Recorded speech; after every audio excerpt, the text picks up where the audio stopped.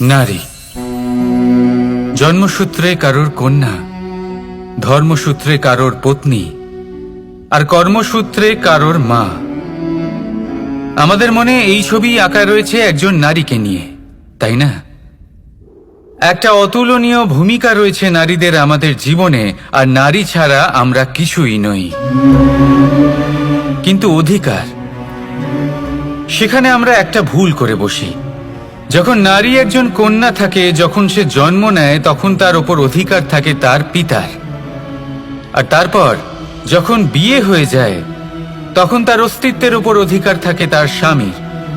আর যখন তিনি মা হন, তখন নিজেই তিনি জীবনের সমস্ত অধিকার দিয়ে দেন তার সন্তানকে।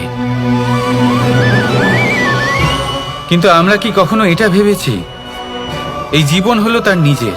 যে নারী সবার কল্যাণ করছেন, তার জীবনের অধিকারও তার কাছেই থাকা উচিত, তাই না? তার নিজের জীবনের সিদ্ধান্ত সে নিজেই নিতে পারেন, নিজেই নিজের ভাগ্যের রচয়িতা হতে পারেন। আর এর জন্য আমাদের নিজেদের পাল্টাতে হবে, দৃষ্টিভঙ্গি পাল্টাতে হবে।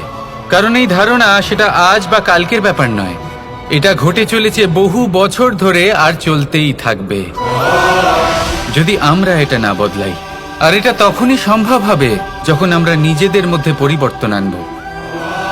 তাই আজকের পর থেকে, এই মুহূর্ত থেকে, কোনো নারীর ওপর অকারণ অধিকার স্থাপনের আগে সহস্রবার ভেবে দেখবেন।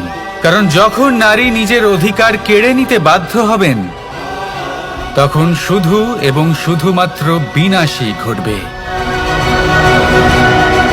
রাধা রাধা।